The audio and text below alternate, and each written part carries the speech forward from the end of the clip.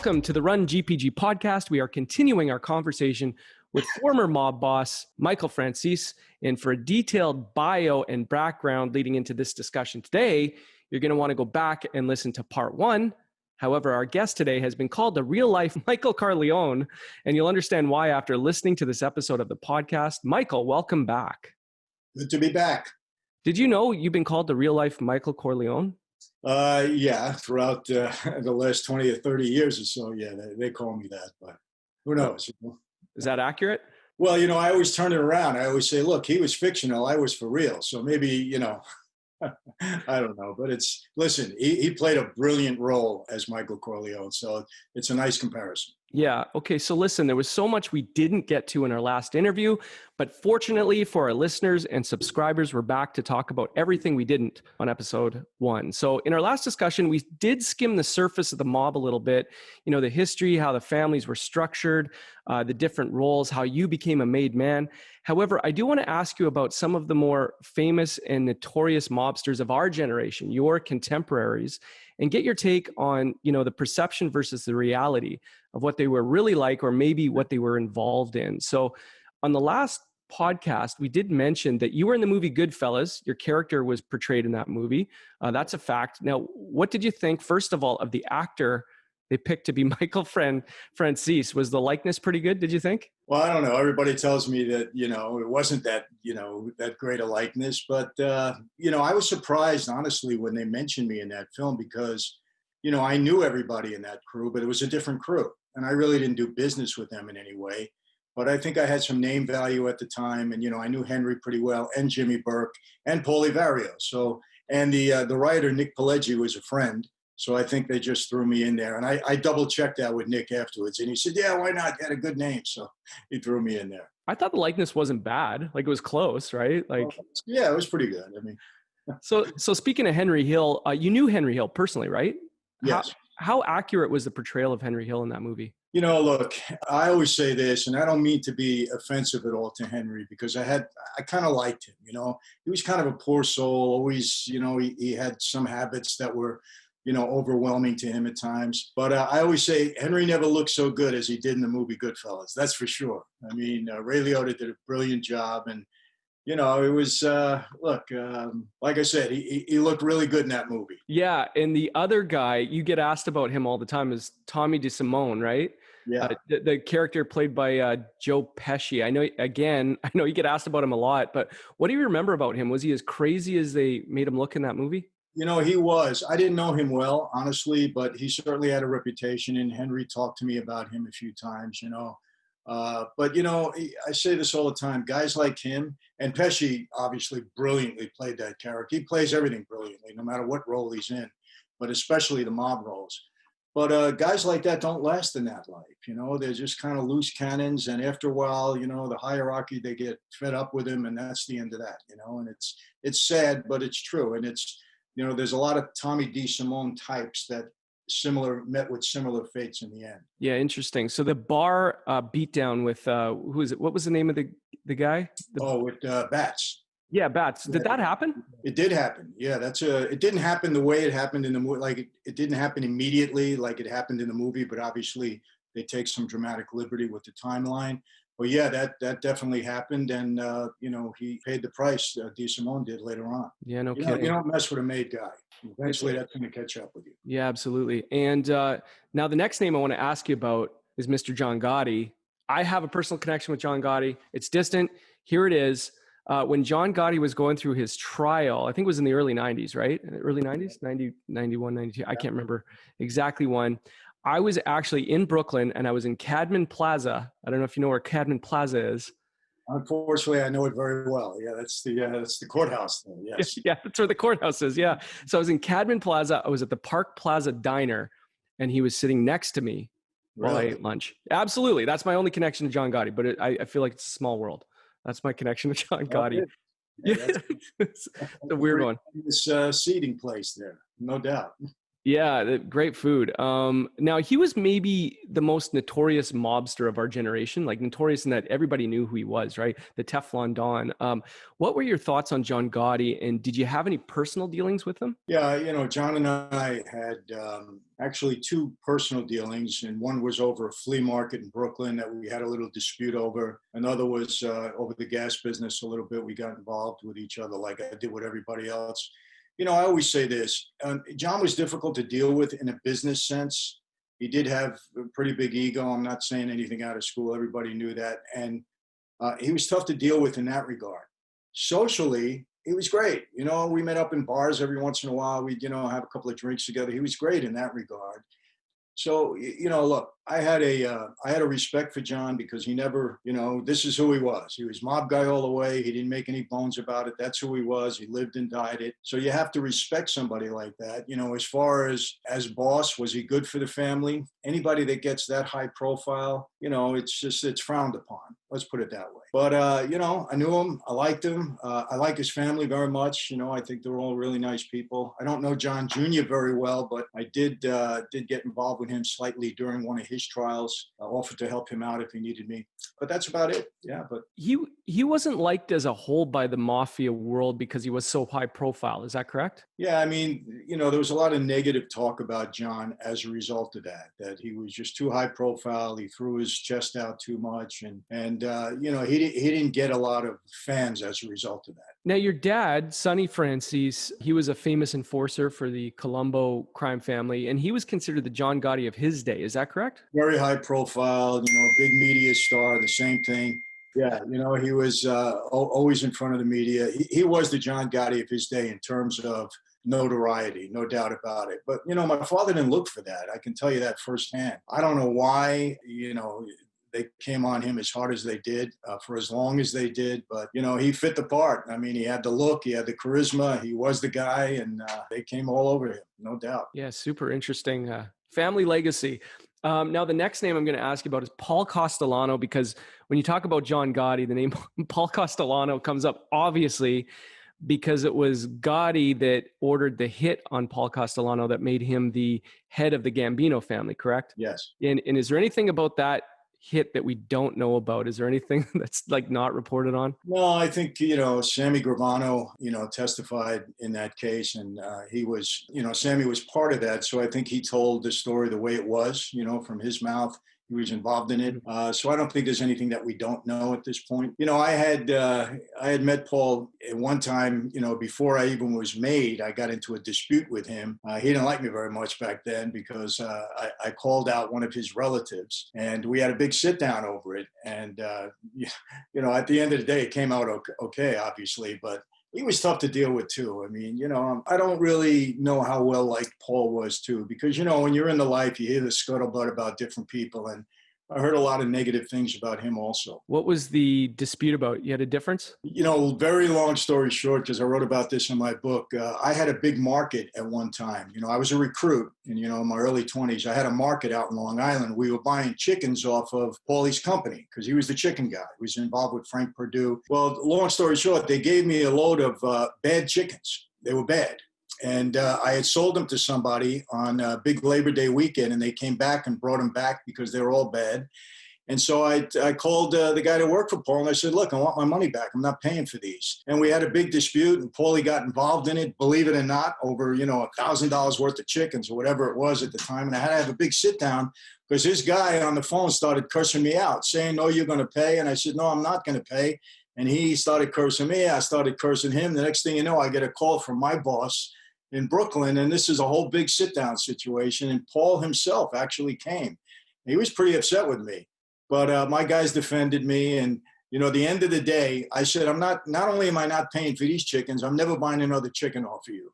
So the way it happened is I didn't have to pay for the chickens, but I had to continue buying off of them. So that's how it ended up. No, good compromise. Yeah, it worked out. Yeah. At the time, who was among? There was 5 crime families at the time, right?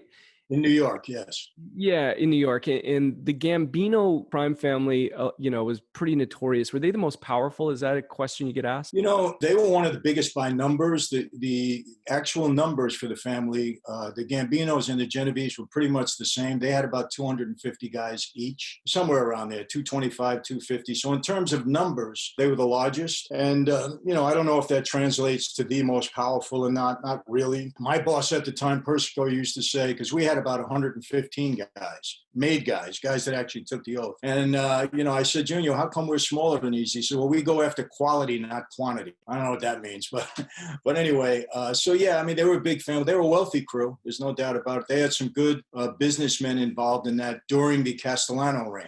I don't know so much what happened when Gotti took over, but when Paulie was boss, he liked business people and he elevated. Interesting. Okay, now a name that always comes up when you talk about the history of the mob in America is Jimmy Hoffa. Jimmy Hoffa, you hear this all the time. Do you have any knowledge of Jimmy Hoffa's involvement with the Mafia? I'm sure you do, or what he was up to.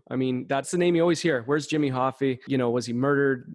How did he die? Where is he buried? Any thoughts on Jimmy Hoffa? Yeah, there's no question that he was involved with the mob early on, before he went into prison and the other guy took over. So you understand something, labor unions were born in America through the strong assistance of the mob. We helped it grow.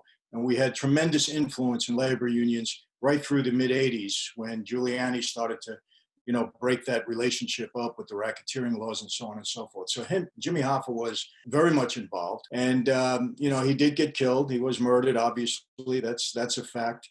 And I had mentioned this on another show, again, briefly, very dear friend of mine who's came home from prison, and he was with another guy that I believe to be one of the shooters in the Hoffa murder. And he came home and he said to me, Michael, this person who respects you a lot, he'll never get out of jail. And if there's a movie or anything done on his life, he wants you to handle it. And he gave me information with respect to how Hoffa was really murdered. And I told the guy, I said, look, I want you to put it on tape. I said, and the reason I did that is because the guy that brought me the message, he was sickly. I didn't think he was going to last. And he didn't. He actually passed away a couple of years ago.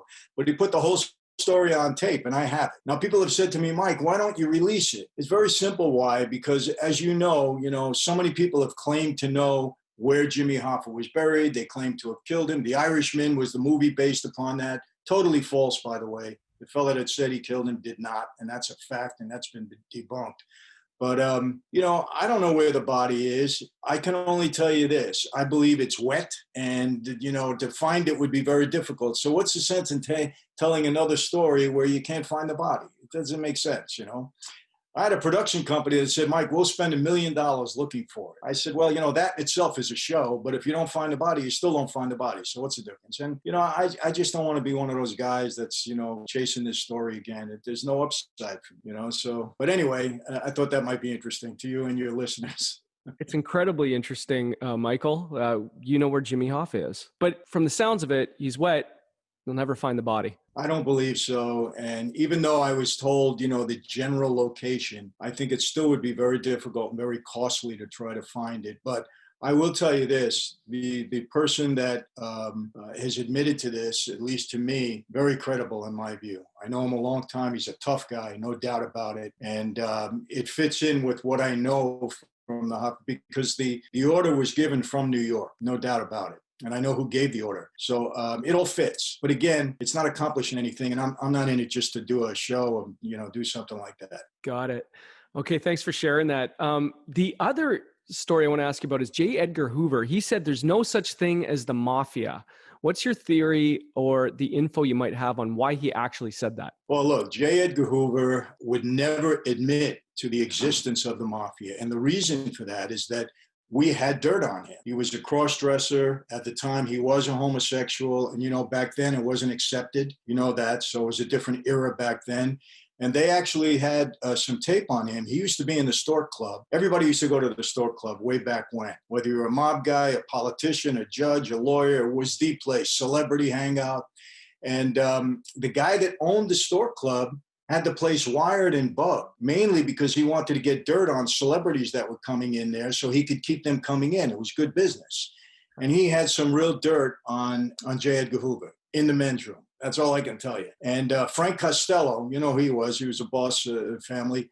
He had an interest in the Stork Club. So as a result of that, Hoover would never admit to the existence of the Mafia until he was forced to when Joe Valachi started to testify and came out with the whole story. Then he had to. And I think Bobby Kennedy put pressure on him, too, to go after mob guys. And that's when he did it. Before that, he would never even talk about the existence of it. He denied it. Man, that's really interesting. I've heard you talk about that before, but it's fascinating to hear why he actually said that. But it makes sense. I want to ask you about JFK. You believe the Mafia put a hit on JFK? Is that true? Yeah, there's no doubt in my mind. There is classified information about that hit that I don't think will ever be made public. And the reason for that is the government would never want to admit that the mob was able to get to a sitting president. I mean, that would not be a good reflection on our government and so on and so forth. So I don't think you'll ever hear that. But look, I've heard that, throughout my life, and from very credible sources that was absolutely, mob related, no doubt. And come on, all the pieces fit. Just that nobody wants to admit it in government. Again, just to reiterate, you think the Italian Mafia put a hit on JFK. What's the reason for that? Like, why? Yeah, there's no doubt in my mind that was mob related. And the reason being is there was a deal with Joe Kennedy, and we were supposed to have friends in the White House after we helped Kennedy win the election, and was no doubt that we did. And you know how tight that election was, and it was the mob that helped push it over the line for him. And they did a complete opposite. Bobby Kennedy went after the mob with a vengeance, went after Hoffa, went after my father. He went after it with a vengeance. The person I actually really was excited to ask you about was Frank Sinatra. So did you actually meet Frank Sinatra, Michael? I met Frank several times. Earliest time I met him when I was a kid, going with my dad to the Copacabana in New York, where everybody played at that point in time. Frank played there a number of times. And I met him as a kid. He knew my dad and was very respectful to my dad. I met him again at the Italian-American Civil Rights League when Joe Colombo had him there on a few events. And I'll tell you a quick story. His son, Frank Jr., was going to play in a club out in Long Island called the San Suzanne. My father had a piece of that club. And we got a call that Frank Jr. was coming in, and he wasn't a big draw at that time. And so they said, Mike, we need a favor. We need that place filled up. And for 3 or 4 nights, we had the place sold out. So Frank Sr. was, I don't want to say indebted, but he was very thankful of that because we did a good job for his son there. So, I mean, yeah, I liked him a lot. He was a good guy. He was a good dude. Yeah, your impressions of him, just a friendly guy? Yeah, and and they say, oh, he was all mobbed up in this. Look, he wasn't controlled by the mob or any of that. I mean, he was friends, but people get this impression. Same thing with Donald Trump. Donald Trump was controlled by the mob because he was in the contracting industry. It's not true. Yeah, he had to deal with us at times because of the labor unions. And same with Frank, sometimes he had to deal with us. He did us favors, but he wasn't all mobbed up like people think. Is there a code among people that shook Sinatra's hand, or is that all just made up for the movies? What do you mean a code? Well, like that they're an honest guy. If you shook Sinatra's hand, it means you were a real dude. Like you were trustworthy. You were an honest guy. There was a code among people that shook Sinatra's hand. Have you heard that theory before? This is the first I'm hearing of that. Oh, okay. Well, listen, you heard it from me. If you have any questions about it, just ask me about it. So I shook his hand when I was 10 years old. So I don't know. Yeah. Well, look, you're honest, straightforward guys. So there we go. Proved it. Okay. One more question or one more person I want to ask you about, and then we'll move on here. Giuliani came after the mob hard in the 80s, right? And you talked about, was there ever a hit discussed on Giuliani because he was coming after the mob so hard? There was a hit discussed on him, and it was obviously never carried out. I don't know how serious it was.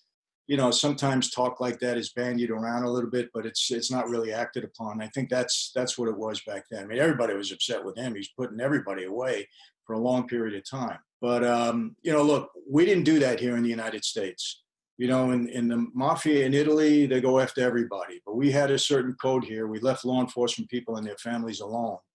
And to my knowledge, it was never really violated. It was never ordered. I mean, I know 1 or 2 incidents where, a law enforcement person might have been, hurt, but it wasn't a sanctioned hit or anything like that. We just didn't do that. There was another name that was discussed around that same time that people might be surprised about. Do you know who I'm talking about?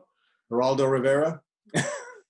What Is that that to me, that was like, why him? Nobody liked him. You know, he had a bad reputation back then. I told him once that I was on a show with him.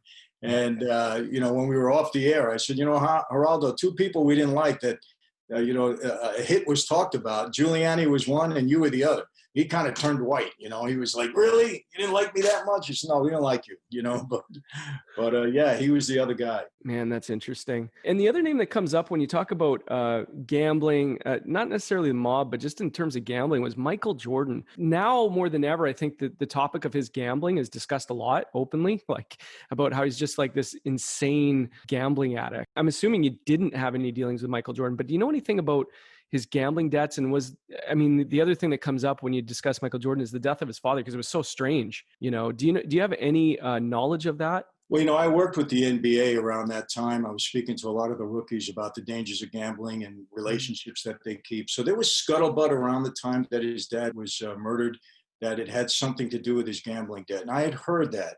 I think that's been totally debunked. I think, you know, the case speaks for itself. It had nothing to do with any kind of gambling thing with Michael.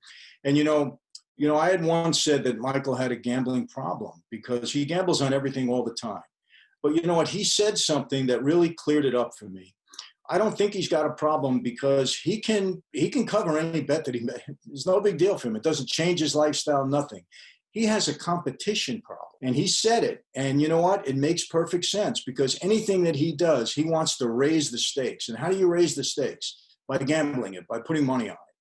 And it made a lot of sense when I heard him say that. He said, I don't have a gambling problem. I got a competition problem. I just want everything to be high intensity. And I think that's true because when you have a gambling problem, you know, you're losing money and it affects you. It doesn't affect Michael's lifestyle at all. He can gamble as much as he wants. And, you know, in the next life, he can gamble. So that's my take on it. I wasn't going to ask you about this, but were referees ever compromised in the NBA? Do you know? Oh, no doubt. Okay. Listen, man, I remember years ago, I remember watching a playoff series. It was the Lakers Suns. And I remember it was during the Steve Nash days. And I remember there was some calls that were just like obvious, like they made up calls. They eventually ejected, I think it was Stoudemire and Nash out of the game for literally nothing. They didn't do anything. And I remember that was the only time in my brain before I knew about all this stuff that I thought, like, this ref obviously had an agenda that had nothing to do with the game. You know, that's what was going through my brain at the time. And it was the guy who actually ended up in prison for it. I can't remember his name now, the one referee. You know who I mean? Yeah. I've spoken to, I can't think of his name right now. I spoke to him a couple of times and he reached out to me during that whole thing. You know, look, as far as gamblers, whether they're mob related or not, anytime we could get to anybody that can help compromise the game and change the outcome in our favor, we would go after. And yes, referees at the time, you know, football, baseball, basketball, of course, you would go after them. So, you know, the problem is when I say this, every time there's a bad call, oh, the ref's on the take. You know, that's not the case.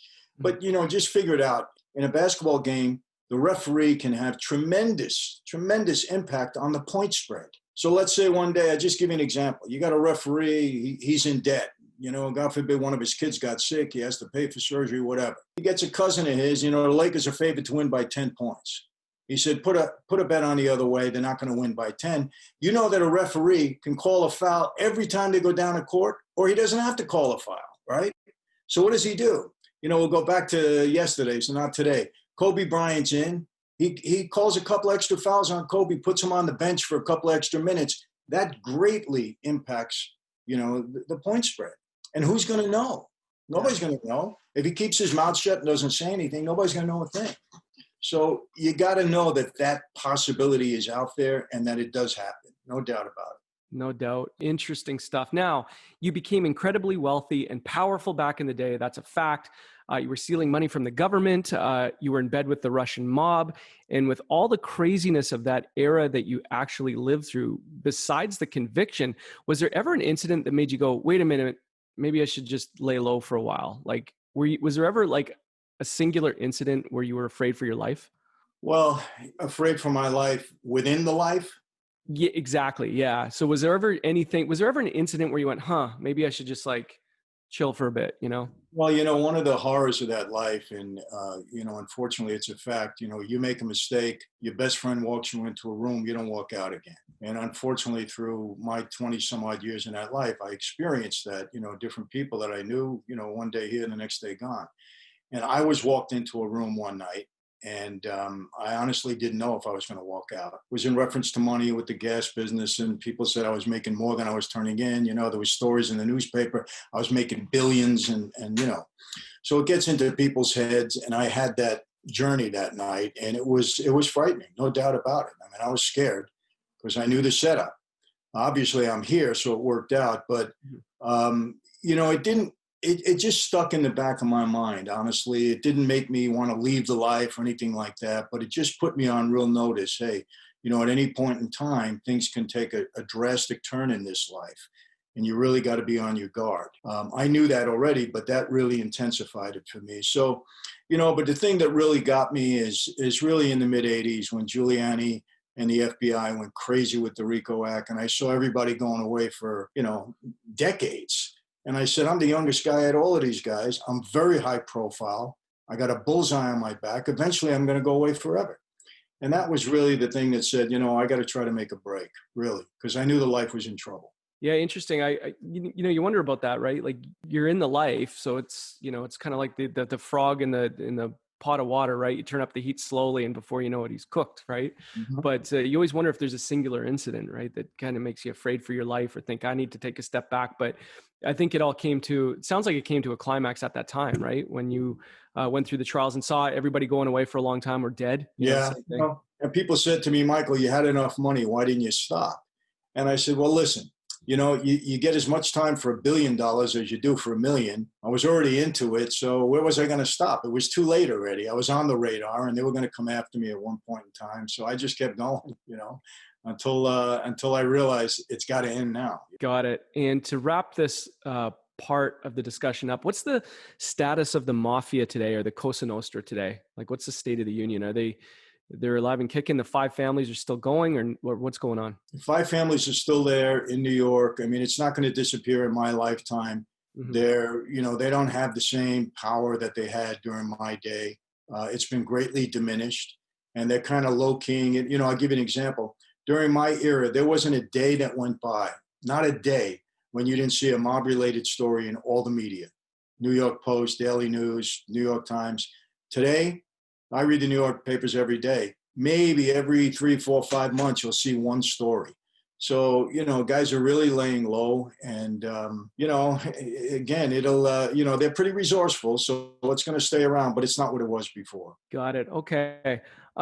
Thanks for discussing that with us. Moving on to your current and future projects you're working on. In our last discussion, our last podcast, we talked about the last book you wrote, which is a few years old now. I'll Make You an Offer You Can't Refuse: Insider Business Tips from a Former Mob Boss. And there are some fantastic applications to the legitimate business world that you took from the Mafia and applied. So that's fine. But you can't deny the concepts in there, but there are a couple things I do want to ask you about in the book that do relate specifically to entrepreneurship, especially sales professionals in the negotiation process. And one of the things you talk about is replacing business meetings with sit downs. What does that mean? Well, it's funny because my publisher, after reading that chapter, they don't have any more meetings. They have sit downs only because, in a sit down, you get things accomplished. First of all, these are formal meetings where, a soldier, his capo regime, or maybe even the boss can attend. People have to be very respectful for one another. There's no raising a voice, no shouting, no calling this guy a liar, anything like that.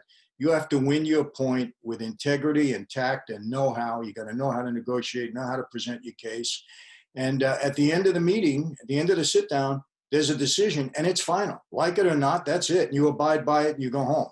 And so they're very effective, I would say that. And, I use that in my negotiation when I'm with somebody and I want to get to the point, I want to get over with, and I want it to be finalized when I leave that meeting. And so I brought that with me from my former life, and it's helped me a lot, in my business today. You talk about always coming to a sit down with both barrels loaded. What does that mean? It means you got to know your opponent. You got to know what you want going in. You got to know what you're settled for if you can't get everything that you want. You got to be, and you got to, I think knowing your opponent or knowing the person you're sitting down with, the the temperament, the mentality, the personality of them, like sitting down with John Gotti. You have to know going in that the only way you're going to get what you want in the meeting is if he thinks he won. You're never going to get what you want if he thinks that you won, because he's not going to let you win in that regard. So you have to outsmart him, basically. And that's just knowing your opponent, knowing his temperament, his character, and knowing what you'll settle for to come out with. And that's how, that's how I worked whenever I went in with John. Yeah, you have, as you said, better chance of coming out a winner. That's smart. It's all negotiation 101. You also talk about being consistent in the philosophy you go with, right? So can you break that down for us a little bit? You talk about two different divergent philosophies, right? What are they and what does that mean? Well, in the mob life, Mafia, Cosa Nostra, the kind of patron saint of the mob was Machiavelli. And when you go to prison, most of us read the book The Prince because we wanted to know Machiavelli's ideology and if we really were, students of Machiavelli. And to a great part, we were, no doubt about it. And, to me, when I got out of that life, I was very attracted to Solomon in the book of Proverbs. I think it's the most brilliant book ever written. And he has a whole different ideology. So, it's you be consistent in business using one ideology or the other. And obviously, I recommend the book of Proverbs and Solomon's ideology because in the legitimate world, that's the way to go. And, but there is a very big distinction. You can be successful in both, but at some point in time, I think Machiavelli is going to lead you to destruction, as it did me. And with Solomon, if you stay on that path, you're going to have some success. Very fascinating. And what I tell people all the time, I know it's a biblical book, obviously, but it doesn't matter what faith you are or if you're no faith at all. His teachings were just brilliant. And if you follow his teachings in your everyday life, you're going to be a better person for it. And you're going to have some success. That's how I see it. And I actually, I try to give a proverb a day to people that I know. And I read one or two a day, every day, just to keep it in my head. And I've read it 1,000 times. Yeah. But it's so brilliant. It really is. He was absolutely brilliant. Wisest man who ever lived. Not the perfect man, but he was the wisest man who ever lived. But a lot of it's funny because a lot of our guests, and I'm going to ask you this question at the end when you say, what three people would you like to have dinner with? Past or present, history.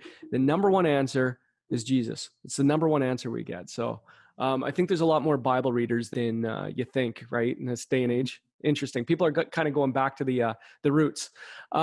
You also talk about the art of delegation. Do what you do best and delegate the rest. Tell me why that's so important for entrepreneurs and business builders from your perspective. Well, there is a fallacy of thinking out there that because I had a lot of success in that life, that I was a brilliant businessman. And I can tell you, and I'll confess to your audience, I was not a brilliant businessman. There were things in business that I didn't like to do. I didn't understand. I wouldn't do it. But I had, I think, two particular talents. One talent was I knew how to recognize a good deal. I had a pretty good sense, this is going to work, that's not going to work. And so I was selective in that regard. And secondly, I knew how to select the right people, put them in the right position, and then motivate them to do the job. So you can't micromanage. Micromanagement leads to hysteria, I think, in some way, because, you're all over the place all the time. You got to trust the people you put in charge. And but you got to be able to select the right people and motivate them to do the right job. And I think I had a talent in that regard. And there was a lot of people that I hired that knew a heck of a lot more than me. But sometimes I wouldn't let them know that.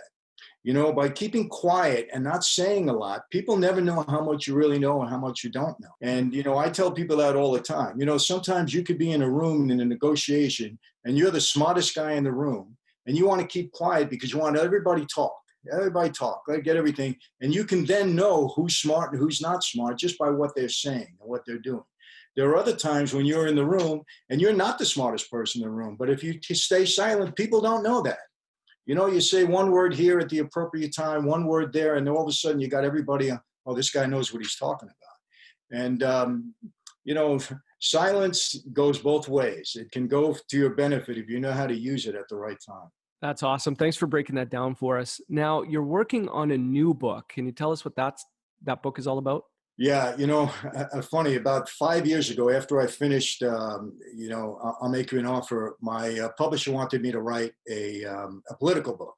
And I said, okay. And I thought about it. And I said, Machiavelli, again, I said, because I get this all the time, the mob should run the government. The mob would do a better job. And I tell people, no, you don't want the mob running the government. That's not the way it's supposed to be. But you know what? Unfortunately, here in the United States, the government is so mob-like, so Machiavellian now, that I am writing a book entitled A Mafia Democracy. It's not a gimmick. It's straight down the line, Republican, Democrat. It's just going to show how the system of government is operating so much like the mob, which is dangerous to our politics. It's dangerous for our country. And I'll be completing the book by the end of the year. It'll be out early next year. But, it's unfortunate that there's such reality to this book. And, I see it because obviously I have a different perspective. I've lived both ways. And it's terrible what's happening. And I'm writing the book because I just want to alert people to it. I want them to understand this is not the way our government is supposed to operate. And hopefully people will see it and they'll understand it and we can make some changes here in the United States. Yeah, need to. What's the title of the book again? A Mafia Democracy. Mafia Democracy. Got it. And speaking of like the current political climate, all the unrest, the weirdness, all the scandals, what did you have to do with James Comey? You had some dealings with James Comey, correct? Not personally, but he did deal with mob guys back in New York, had a bad reputation, as did one of the guys, Weitzman, that also worked, was a prosecutor, a very bad guy. I have to say it. He was, did a lot of terrible things. Look, I know people may not understand this, but when guys were on the street, they were criminals. Their job was to be criminals. People that are in government and in justice, their job is to uphold the law, not violate the law to get the bad guys. When you start doing that, then you have anarchy and it'll go across the board. They're not only going to use that against the mob, they'll use it against everybody. So for me, I believe that the government has to abide by the law and get people the right way. They have so many tools and weapons here in the law in the United States. If you can't get a guy the right way, then you shouldn't get him at all. So you claim that James Comey, he's crooked. He planted evidence. You believe that? Absolutely. I think he's a bad guy. I know it, and I wouldn't say this. I don't like to talk bad about people, but this is personal to me because when people are destroying people's lives in government, hypocrisy is something that is, I think, I'm a Christian. And if you look at the New Testament, one of the things that angered Jesus the most was the hypocrisy of the Pharisees. You make them believe you love the people, but you're really doing this for yourself. And there's so much hypocrisy in our government, in our Justice Department today. And, stop. You don't care about people out there. You're doing this for yourself, for your own benefit, your own agenda. And that really troubles me. And, guys like Comey and Weitzman, I had one time thought about that with Mueller, with the investigation. But after seeing Mueller testify, I don't know. I think he, just did his job. And that's what happened there. I don't know that he was a dishonest guy. But so many in government are. They're just dishonest. 100%. I don't think anybody likes politicians these days. Do you have an election prediction? I don't want to predict. All I can say is the same set of circumstances were happening in 2016. All the polls were for Hillary, and then Trump came in. This is the thing I got to tell you. The enthusiasm level for Trump is off the hook. I mean, everywhere he goes, the crowds. That they had a boat parade in New Jersey, liberal state. There was over 2,000 boats for him. I mean, the enthusiasm is off the hook. So it's hard to fathom that he's going to lose. I tend to agree with that. I don't have a dog in the race, but it looks that way. You're right. I was just having this discussion this morning. Like the pre-election polls right now, like eerily similar to 2016. Yeah. So same thing. Yeah, same thing. Who knows? Okay, so you're a busy guy, Michael. Besides the new book, what other current and future projects do you have on the go now? I want to ask you about the Michael Franzese community, michaelfranzese.com. Tell us about what you've done there for young and, coming up entrepreneurs and business people. For the last 25 years, I've devoted pretty much, my life to encouraging people, telling my story, how you can come from a very bad situation and turn your life around. Obviously with the help of others and accountability to the right people. And for me, it's a faith issue also. And I've been doing that for the past 25 years. This year, obviously because of COVID, I usually speak about 40 weeks out of the year. I'm traveling somewhere and speaking. This year, as a result of COVID, everything stopped, and put off until next year. So I had an opportunity to do some things that I've been thinking about, but never had the time to do. And, personal coaching, life coaching, business coaching, leadership coaching is something that I've always been, prompted to do, but never had the time to do it. Well, we finally did do it this year, and we launched it in June of this year. And basically, it's a couple of things. We have a community. It's a free community where people can get involved. We provide content, that shows leadership skills, life skills, business skills, courses that we have written, me and my team. And I get personally involved in it, get in touch with the team. And we have well over 5,500 people that have come into that community. And the beautiful thing about it is they're encouraging one another. The dialogue has been great. The posts have been great. People are really getting a lot out of it. And then you take it a step further, and I have the inner circle where people can have personal contact with me. For me, it's more of a life skills than business, because this is what I believe. You're going to run your business the way you run your life, pretty much. If you're disorganized in your life, it's going to be a reflection on your business and everything else that you do. So if you can get people's life skills in order, their leadership skills in order, it's going to reflect positively on their business. And so I've been, I have a number of people now that are in the inner circle community. We do Zoom calls twice a month. We're benefiting from it. And now we're even taking it to another level where I'm taking on, one-on-one coaching with certain people. So. And how does someone get involved with that? Just go to michaelfranzese.com? michaelfranzese.com, and you can enter into the site, and it'll give you all the instruction from that point. Cool. Maybe we'll do something special for the listeners here to get them to go take a look and click through. Yeah, we'll do something there. I want to ask you this question. Since you are training, coaching, more of a life coach, you've lived this insane life. Now, is there commonality among successful business people that you see? Is there one common thread through all of that? Well, I do, believe it or not. I mean, I see a certain amount of integrity that you can see in people. They're aggressive, if that's the right word. In other words, they stick with it. They're persistent. They realize that if they fail once, they're going to come back and they're going to learn from their failures. And I've noticed those qualities. I think persistence, not giving up, is really important. And then, of course, there's a certain amount of intelligence involved to do well in business. But, these are characteristics that I see and I appreciate. And it's mainly that, you got persistence, you're onto something. You got a certain amount of intelligence to carry that through. And if you fail, you're going to just pick yourself up and go back at it and do it better the next time. Yeah, I tend to agree with that. And, you touched on something that I think you can help, young entrepreneurs and salespeople with more than anybody, and that's the hustle.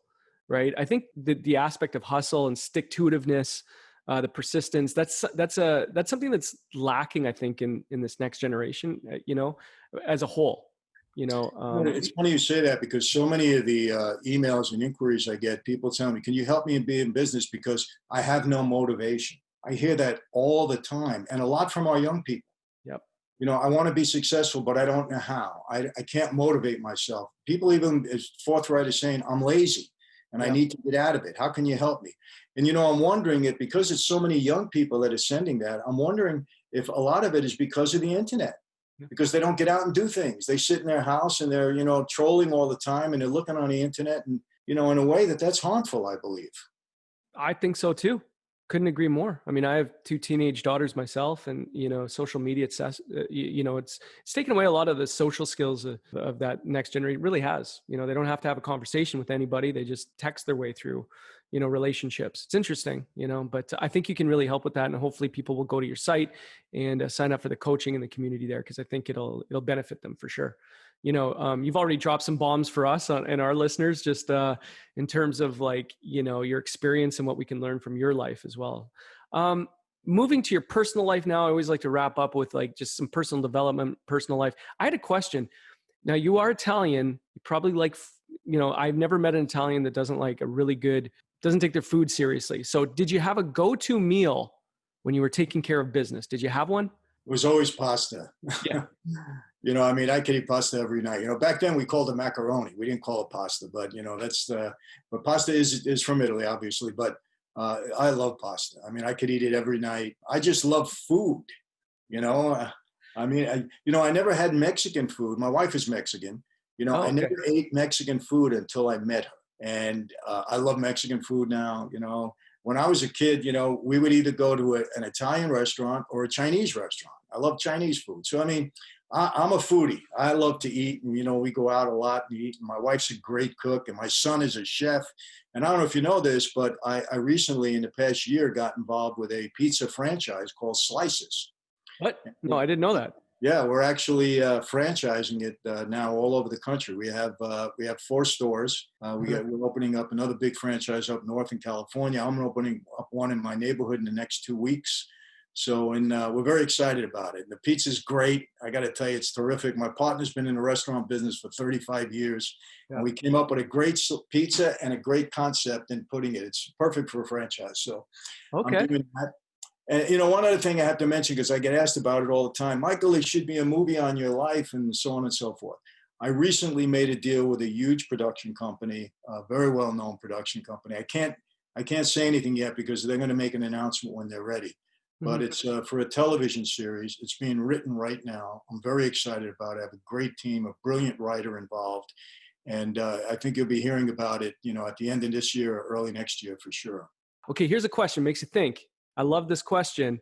If you could have dinner with any 3 people in history, past or present, who would they be and why? Well, that's a loaded question for me because I got to tell you this. I'm a big sports guy, and there's so many athletes because it's funny. I go in to talk to coaches, and talk to their teams and give them, a good lesson. And they want to hear all about the mob. And I say, okay. But first, from you, I want to hear all about sports. I'm a big sports guy in that regard. But so there's a number of athletes that I would talk to. But aside from that, in all honesty, if there were 3 people that I had to pick out, obviously one would be Jesus. I'm fascinated with him. Mm-hmm. Second would be Solomon. I'd want to sit with Solomon and absorb as much knowledge as I could from him. And third, somebody that I tremendously admire would be Billy Graham. Billy's passed on now, but he's had a tremendous influence on me, and not that I can ever duplicate what he does, because Billy was just on another level, but I had so much respect for him, really, and just watching him and listening to him and how committed he was and how humble he was. There's such strength in humility, and he personified that to me. I really mean it. And, I know that he was an outspoken speaker and all of that, but he was really a very humble guy. And, I just want to let your audience know, we have fun with these conversations, but, I am extremely thankful, extremely grateful for where I am in my life today, because quite honestly, I should either be dead or in prison for the rest of my life. There's no doubt about it. I did things on the street for 20 years. Yeah, I went to jail, paid my price, but let's be honest, I spent a long time in that life. And for some reason, God had a different plan and a purpose for me. And I just am very fortunate. Everything I have, I'm fortunate. And I mean that every day. I'm thankful for just being here and being able to have the life that I have. And so those are my 3 people.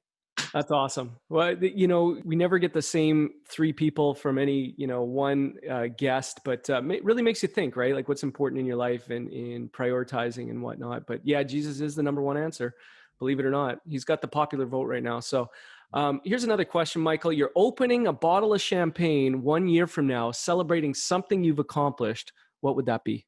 I think it would really be that we've reached the height of this coaching, this personal coaching, because I tell you, when I get emails from people telling me that I don't even know these people, Michael, you've had such an influence on my life. They'll hear my YouTube videos or they'll go on and they say, you've helped me turn my life around. And I can't tell you how rewarding that is and how motivating that is to keep going. So I think, a year from now, look, I got a movie coming out, the book could be successful, but that's all part of business and life and all that. Great. You want your stuff to succeed. But to know that this personal coaching has really been a benefit to people, and I can look back on the last year and say, you know what, we started this and it's really worked and people are really benefiting by it. I'd love to be able to celebrate that.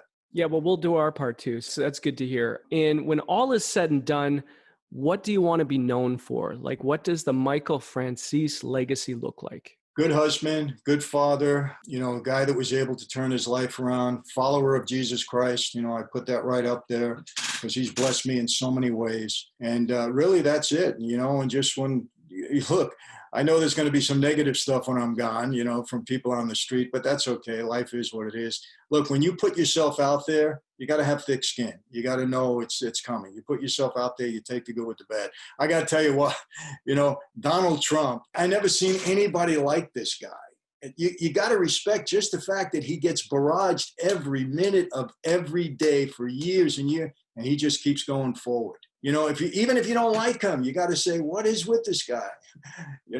He's got to be one of the most resilient dudes on the planet. Like, I think that's one of the things they underestimated about Trump was his resilience. Like they came after him with scandal after scandal after scandal.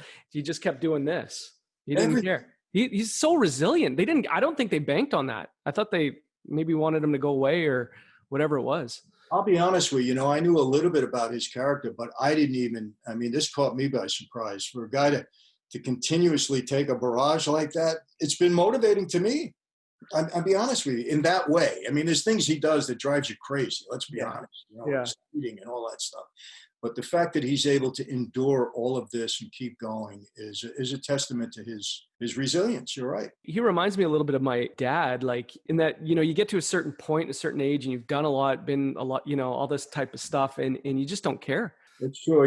To a degree too, my dad, who, passed away, he was 103. He's had a very tough life for the past 50 years, no doubt. Spent 40 of it in prison, his whole family destroyed in many ways. But he was a very resilient guy too. And, right up till his last breath, he was a fighter. And, you got to have a respect for people like that. They just don't cave. They don't give in, Yeah, my dad passed away recently, but that generation, I think your dad is, slightly older than my dad, but they were incredibly tough dudes, incredibly resilient. And it's not the same, generation's not the same now. No, we're not as tough as our dads. It's a softer generation, no doubt about it. But I'm glad that, I'm able to, be with my dad and see his resilience and hopefully, emulate as much as I can. And like I said, you see a guy like Trump and you say, wow, if he can do it, I got to keep going. That's it. Yeah, we'll see what happens in, I think, 3 weeks. I think it's 3 weeks. Yeah, my wife and I were talking, we say, we wonder the conversations between Melania and Trump. And I guarantee she must be saying to him, Donald, what do we need this for? Let's go back to our life and, and all these things that we can do. And because that poor woman too, she gets it too. And she's a classy lady. She's got dignity, but she sees her husband getting barraged every day. And like, what do we need this for? Let's go back to our life, Yeah, listen, man, like he's one of the most fascinating, I think looking back, Donald Trump will be one of the most fascinating figures in political history for sure, maybe even ever. Like there'll be books, movies written about this guy. It's going to be crazy. I totally agree. Did you ever meet Trump? I met him, briefly. Roy Cohn had represented him for a while. And I knew Roy well. He was going to represent me in my Giuliani case, as a matter of fact. Roy Cohn, the attorney? Yeah, he was the Mafia attorney. Exactly. Well, yeah, he represented guys. So I knew, and I met them in a private club one day. I went up to see Roy, and he was sitting with Donald. And we shook hands, said hello and goodbye, and it was, nothing more than that. That was 35, 40 years ago, yeah. Trump was Mr. New York. That's where my dad was from too, right? Like, so it's like, they loved him there. They loved him there. Yeah. He was a Queens guy, though. Yeah, before he became president, he was a well-liked guy. He had the show The Apprentice. Hey, it lasted 10 seasons. That's pretty good on television, let's face it. That was my favorite show. That was my favorite show. I love that show. He was a darling of Hollywood. People liked him. In New York, he was well-liked. And then all of a sudden, it turned this way. Because you know why? He doesn't play the political game. And people don't like that. In Washington, they don't like it. Fascinating story, Michael. It was awesome to get to know you better, talk about your life experiences, lessons learned, and how we can apply them in our everyday business life. But the most compelling part of this discussion for me, in a way, is the redemption, right? You paid the price. Now you're able to help others learn from your personal experience. Really appreciate you being frank with us and our listeners and telling your story. Thank you very much, Michael. Really appreciate it. Well, thanks for having me. And you've been great. I appreciate it too.